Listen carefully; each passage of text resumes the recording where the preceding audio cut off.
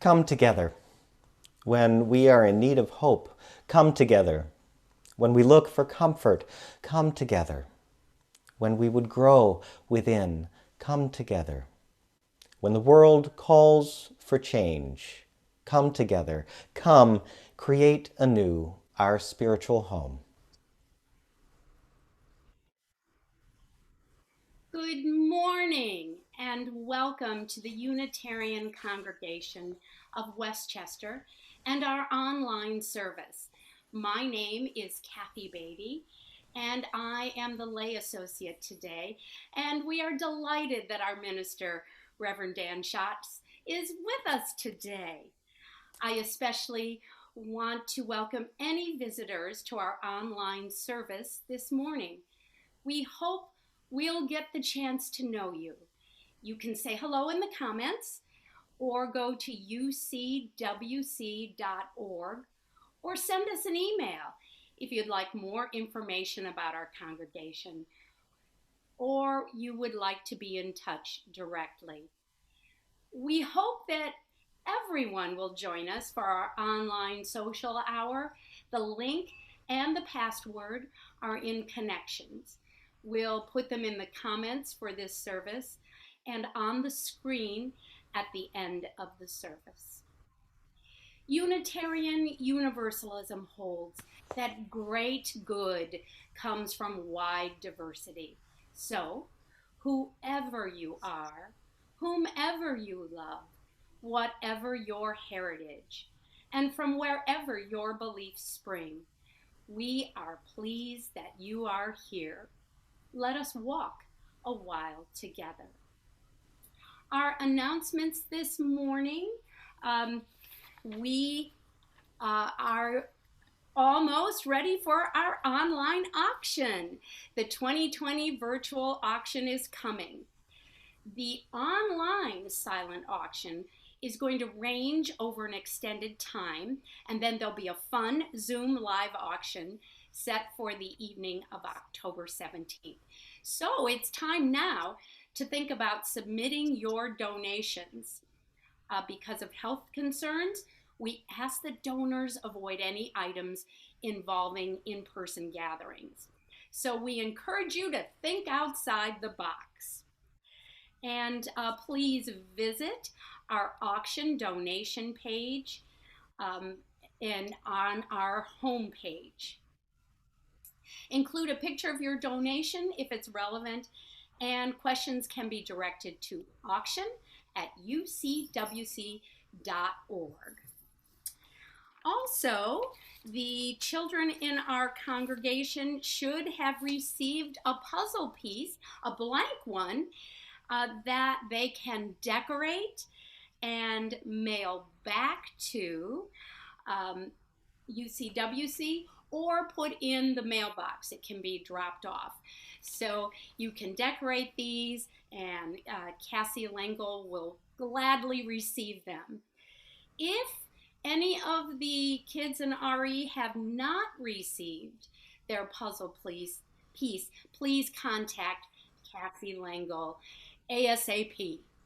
Also, if anyone in the congregation wants to participate in coloring in, designing, decorating a puzzle piece, please contact Cassie. And please check out Connections for any other meetings and important events, and our online calendar for announcements. And now we will light the chalice, and our chalice reading today comes from the Unitarian Universalist Pocket Guide. The focus for Unitarian Universalists in the 21st century will most likely be economic justice issues. As a movement primarily composed of people from middle and upper middle class backgrounds, the struggle for accountability and clear conscience around economic issues will make confronting the privileges of white skin or heterosexual orientation look like a piece of cake. It is important, therefore, that our communities stay strong and function well because we need each other to do difficult and important work. This indeed is the training ground for living in democracy today.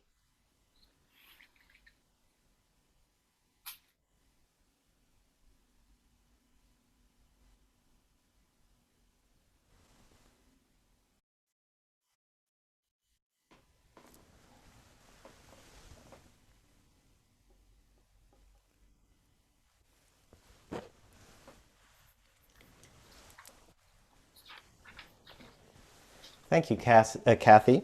And I would like to invite you, wherever you are, to sing a question that may have been on many of our minds as we do our services from home, which is, where is our holy church? Well, that's also the name of this song as we sing separately and yet at the same time together.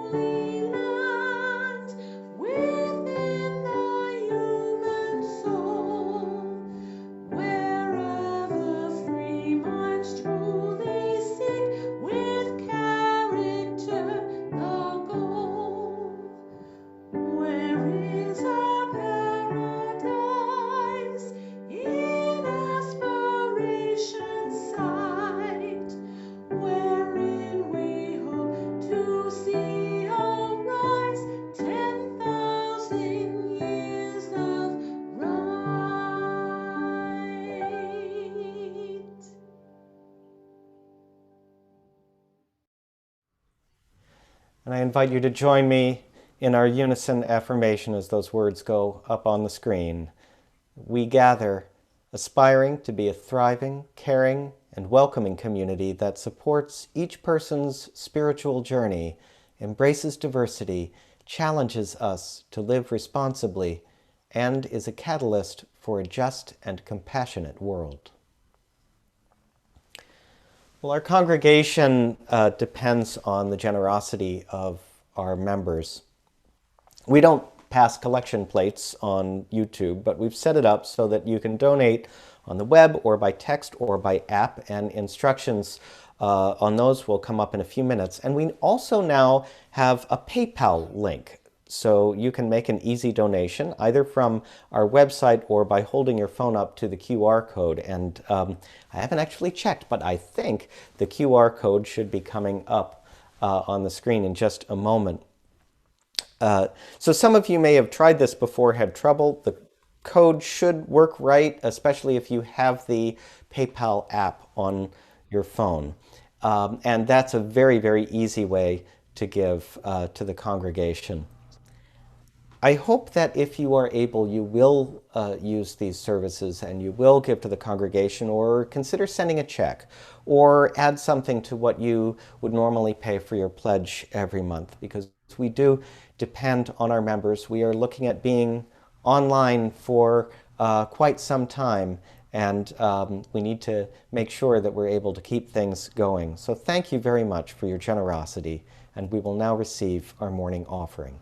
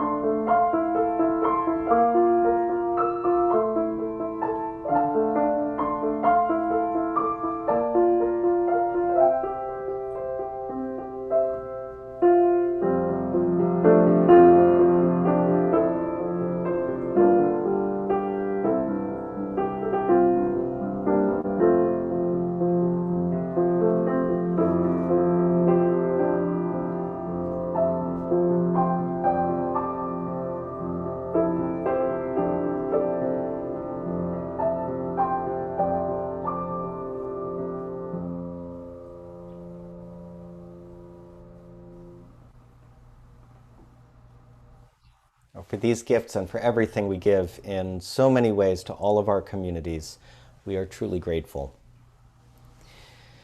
Our reading today is from the Unitarian Universalist minister and poet Lynn Ungar. It's called Afterwards. She told her granddaughter the whole harrowing story, glossing over nothing, not just the lives lost and the jobs, but also how it seemed like the world went dim when we lost dancing and singing, when the theaters and stadiums and concert halls closed down, when the school playgrounds went silent. We never forgot, she assured the girl, what a hug feels like. We never stopped wanting that. But Grandma, the girl asked, how did you do it? How did you make it through? It wasn't easy, the woman replied. But at some point, we decided we were more attached to living than to our old ideas about the way things were supposed to be. I invite you to sing Spirit of Life.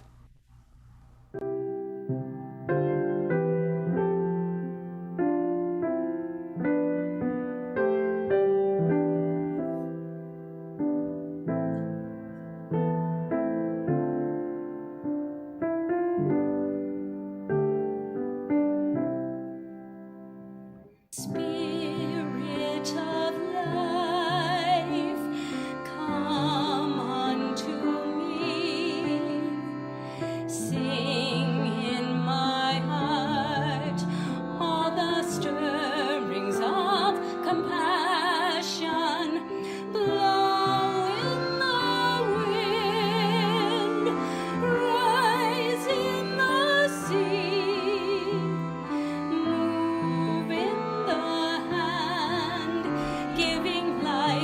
the shape of justice.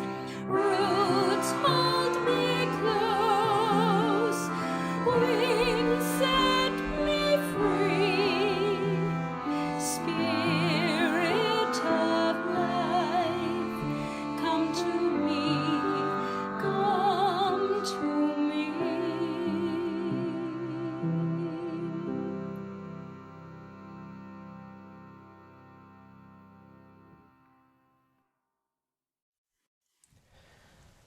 It started as far as anyone can tell in Fort Riley, Kansas. A young soldier stationed at the base became ill, and within weeks, a new disease spread across the state. Before long, local doctors started to notice that whatever this new virus was, it was far more dangerous than anything they'd ever seen before. Medical authorities named it the Spanish influenza of 1918, but there was no real evidence pointing toward Spain, and it was far more severe than an ordinary flu. Whatever it was, and wherever it came from, by the time it was all over, somewhere between 20 and 40 million people across the world would succumb and die. There were some who thought the disease was a punishment from God for violence, for evil, for sin, for war. The blues preacher Blind Willie Johnson sang, "The people in the cities are dying on account of their wicked ways." The great disease was mighty, he sang, and the people were sick everywhere. It was an epidemic. It floated through the air, and the news was sent to the people, "You better close your public schools to prevent the death fires ending. You better close your churches too. We done told you. Our God's done warned you. Jesus is coming soon." To millions, it felt that way. It seemed like the world was ending, and maybe there were a few who thought it couldn't happen soon enough. At the Unitarian Church in Hartford, Connecticut, the Reverend Charles Graves presented a different kind of theology. In a published sermon, he wrote, "I know of nothing that shows how significantly the motives in religion have changed, as do the methods in combating the serious epidemic of influenza. 2 or 3 generations ago, it would have been regarded as the work of the devil if any attempt had been made to close the churches. Now, when an epidemic smites, church services, prayer meetings, and pilgrimages are all suspended, and we readily agree to such suspension because we now know that fighting and conquering disease is not God's business, but ours." And that's what Unitarian and Universalist churches did across the country. They made it their business to conquer the disease and to serve those who had been afflicted. Closed for worship services, some of our churches lent their space to overcrowded hospitals, replaced pews with beds, and set up wards in the sanctuaries. They provided shelters for those who had made it through the disease but remained too weak to return home or who had no home to return to. Others prepared meals for medical workers and families made hungry by the epidemic and by lost jobs. Church women's alliances, in the midst of the struggle for voting rights, so close to achievement, also made face masks for children, or joined with other denominations to fund and staff orphanages, even as they continued their work for women's suffrage. What our ancestors did was answer the call of their age with the call of their faith. In the middle of chaos, they turned to reason, science, compassion, and service. 100 years later, the call of our faith, the call of Unitarian Universalism, remains my answer to the call of our age. And just as it was then, it feels like events are spinning out of control. We're facing not just a pandemic, but a backlash against truth, and a propaganda campaign that denies facts and science in favor of political expediency. And this is not just one group. or one party. I've heard people on the left and on the right parrot the same conspiracy theories about vaccines, for example. I've seen people on the left and people on the right post memes with outright lies about the other side, excusing themselves when called on it by saying, well, it feels like it's true.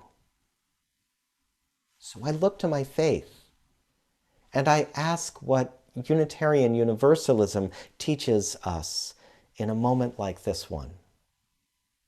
We teach a free and responsible search for truth and meaning, even when the truth we find is not convenient or what we wish it would be. We hold up the guidance of reason and the results of science. And Unitarian Universalism teaches us, above all, that as we learn and grow and respond to the needs of the world, we have both the ability and the responsibility to change our personal beliefs, habits, and ways of doing things. Now, my colleague, Lynn Unger, has written so many powerful poems in the last 6 months that she was recently referred to as the poet laureate of the pandemic. That is a dubious distinction, which I imagine she would rather skip, but I'm sure the person who said that meant well. But a few weeks ago, she wrote the poem we read today. "Grandma," the girl asked, "how did you do it? How did you make it through?" "It wasn't easy," the woman replied, "but at some point, we decided we were more attached to living than to our old ideas about the way things were supposed to be." Now, that's simple wisdom, but it's also a very Unitarian Universalist kind of wisdom. We are more attached to living than to our old ideas about the way things were supposed to be. We are more attached to life than to tradition. We're open to change, and when the call of the age demands change, we demand it of ourselves. This is not just about public health. We're more attached to living, more attached to human life and human worth, more attached to the web of existence and the planet on which we live, more attached to justice and compassion and integrity and dignity than to our old ideas about the way things were supposed to be. We open ourselves to the possibility that we may need to let go of our old worldviews, even when it is hard, even when they were deeply held, because truth demands it, because love demands it. It's not just public health. Last week in Kenosha, Wisconsin, a young man named Jacob Blake saw a street fight beginning to brew, and he walked in to break it up. Somebody called the police and told them there was a black man who didn't belong. Jacob was getting into his car when the bullets came. They shot him 7 times in the back, firing toward a car with 3 children inside. 3 children who had to watch their daddy's black body crumble under a hail of bullets. The police officers who shot him didn't know that Jacob Blake was named after his father and grandfather, or that his grandfather had been a pastor and civil rights leader who had organized marches after the death of Reverend Dr. Martin Luther King Jr. They didn't know his name at all. They didn't know that Jacob volunteered every weekend collecting recycling from seniors to raise money for a local community center, or that he'd moved with his family to Kenosha not long ago for a promising new job and a better place to live. They didn't know that the oldest child in the car they shot at was celebrating his 8th birthday. I wonder if it might have made some difference if they had known these things, if they had been able to see a human being and not simply a black body they feared. I hope so.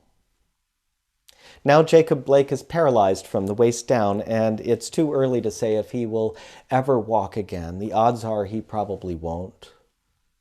It's a sad statement that we have to remind ourselves he is still alive, because so many others who looked like Jacob did not survive.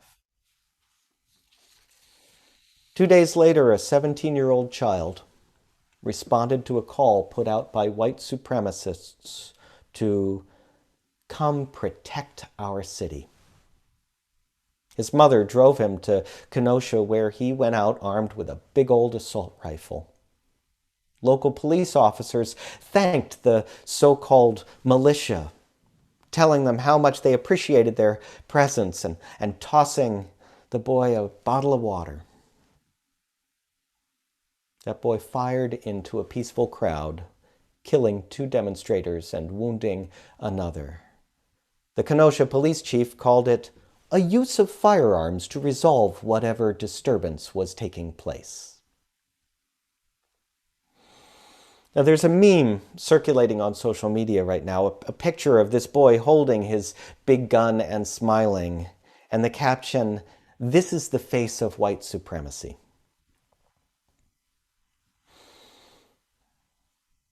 And when I look at that picture, all I can see is the face of a child. I see the face of a child made into a tool by adults pushing the rhetoric of hatred and fear of change, who saw the Kenosha protests as an opportunity to take pot shots. I weep for the spiritual violence done to that child, just as I weep for the acts of violence he committed and for the violence done to Jacob Blake. As a Unitarian Universalist witnessing hatred in one so young, stoked by so many adults in authority, witnessing the violence done again and again to Black human beings, all in the middle of an out-of-control pandemic, facing a growing authoritarianism, anti-intellectualism, climate crisis, and a very real fascist movement in this country, I hear a call. I hear the call of our age, and I hear the call of my faith. And the call asks, will we be more attached to life, to human dignity, to justice, than to our old ideas about the way things were supposed to be? The day after Jacob Blake was shot, demonstrations erupted in Kenosha.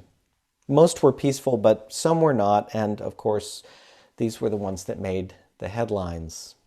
There were some fires, including one set in a car lot next door to the Bradford Community Church, Unitarian Universalist, and some of the flames spread to the church building. Fortunately, the damage to the church wasn't severe. In a letter to the community, my colleague Eric Carlson wrote, "We, the members and clergy of Bradford Community Church Unitarian Universalist, are outraged at the violence perpetuated in the name of law enforcement on our people of color throughout our nation's history, and yesterday in Kenosha in the case of Jacob Blake, for whose life we now pray. Despite the fact that we cannot condone violent response to injustice, we understand and appreciate the anger and frustration that fueled the events of last night. While we are relieved that our church home mostly survived the inferno in the lot next door, we affirm that we would rather lose 100 buildings than one more life to police violence." Unitarian Universalism responds to the call of our age with the call of our faith. Unitarian Universalism calls us to respond to hatred and prejudice with justice, equity, and compassion, to respond to pseudoscience with the value of truth, to respond to propaganda with integrity, to respond to apathy with responsibility. Unitarian Universalism calls us to listen beyond our personal experiences so that we can understand more deeply and love more widely. And above all, Unitarian Universalism calls us to hold these things more precious than our old ideas about the way things were supposed to be. That's why this faith of ours is so important to me. Yes, it's comfort. Yes, it's community. Yes, it's fun to explore religious ideas with a group of people who don't all believe the same things. But you could get that in a book club.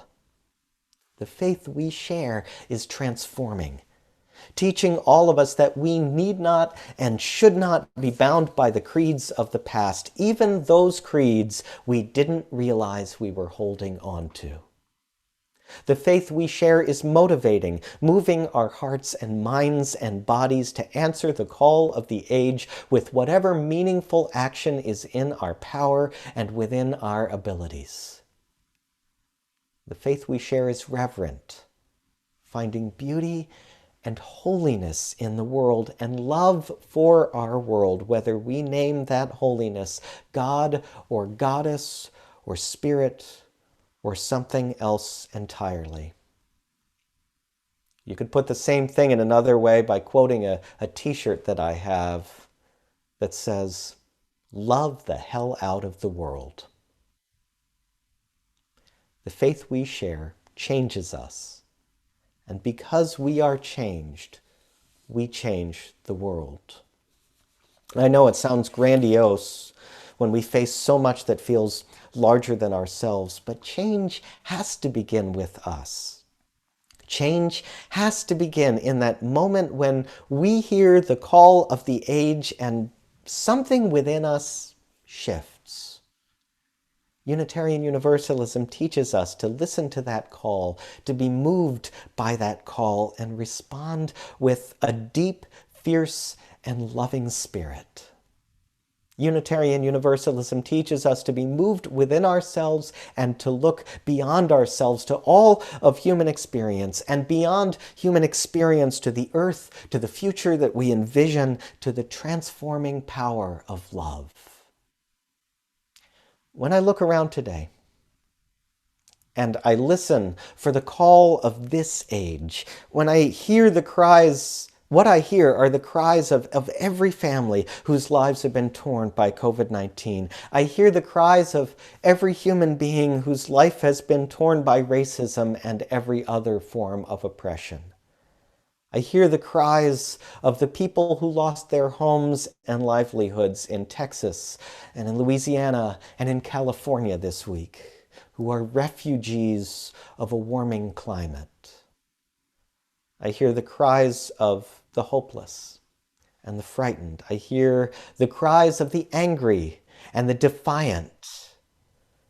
But I also hear the more quiet cries, the voices of billions whose love is deep and who give themselves to their neighbors every day.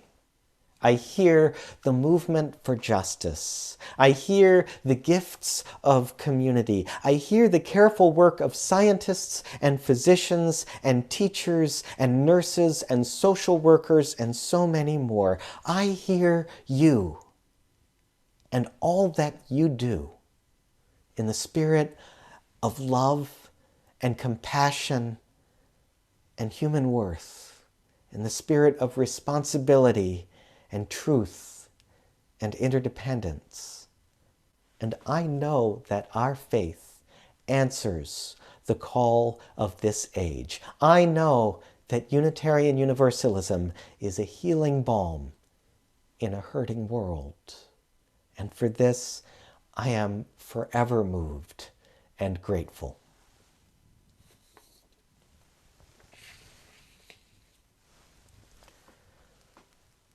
Well, as we move into the time in our services when we lift up the sorrows and joys of our community, we breathe in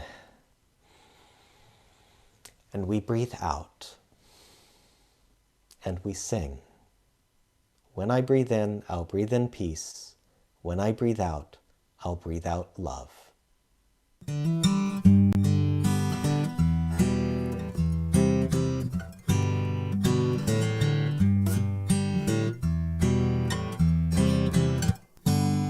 When I breathe in, I'll breathe in peace. When I breathe out, I'll breathe out love.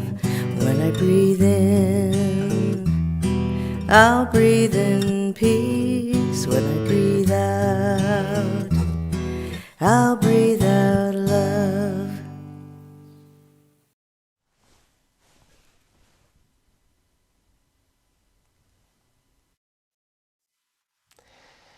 In our congregation, we light candles before services in honor of the sorrows and joys in our members' lives. In this online service, we share joys and sorrows anonymously.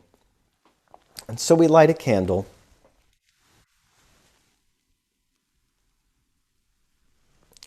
for a former member whose son has died unexpectedly.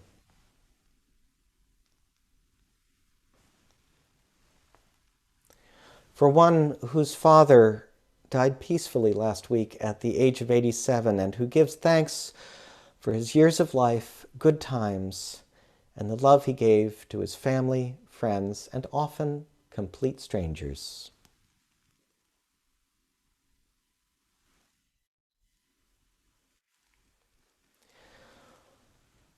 For all the children and youth who are beginning school this week, although probably not in the way they expected.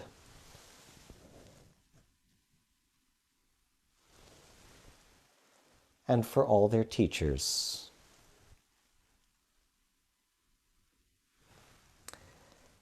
You know, we'll light 2 candles for the teachers.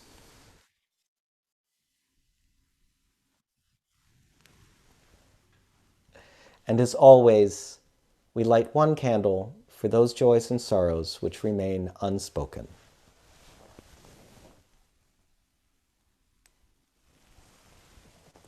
And again, I invite you to sing, when I breathe in, I'll breathe in peace. When I breathe out, I'll breathe out love.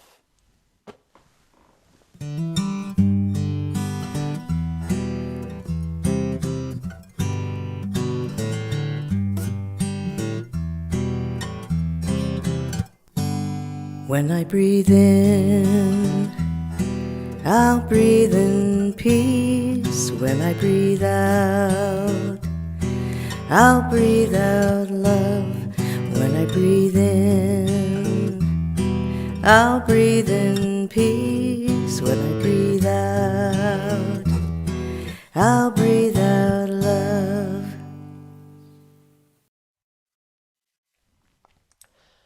Breathe in. Breathe out. Breathe in peace. Breathe out love. In community, in determination, in hope, and together in silence. Breathe.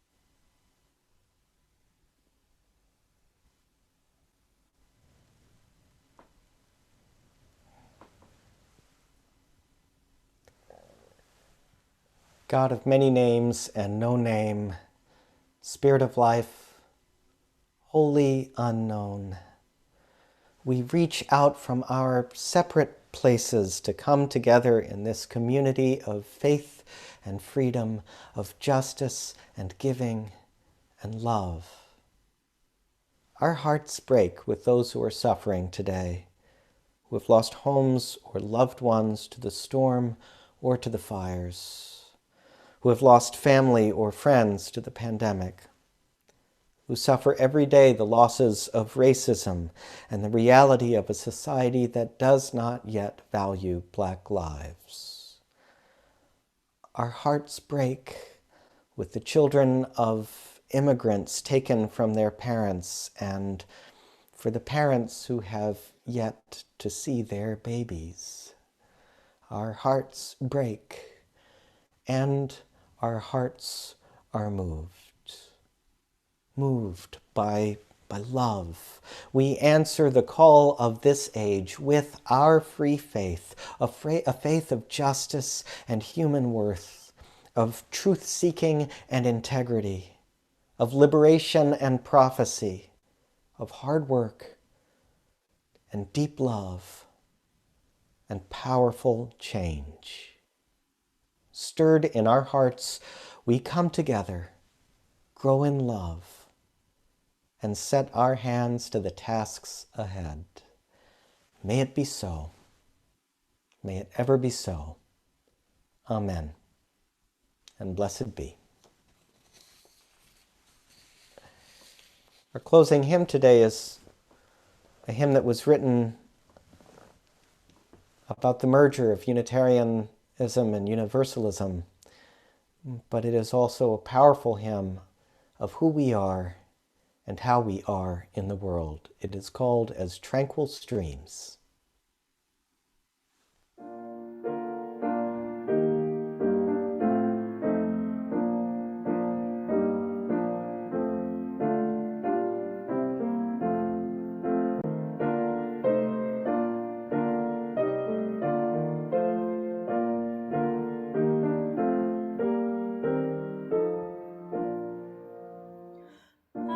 Tranquil streams that meet and merge and flow as one to seek the sea, our kindred hearts and minds unite to build a church that shall be free, free from the bonds that bind the mind to narrow thought and lifeless greed, free from the social code that fails to serve the cause of human need.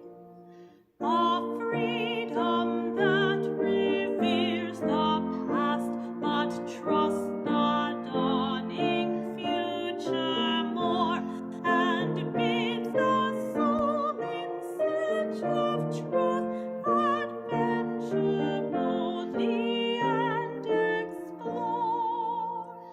Prophetic Church, the future waits your liberating ministry.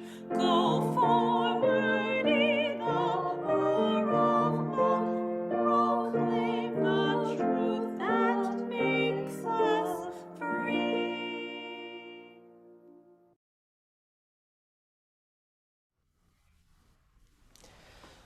Our closing words today are from the movie Black Panther. In times of crisis, the wise build bridges while the foolish build barriers. More connects us than separates us. Wakanda forever. Go in peace.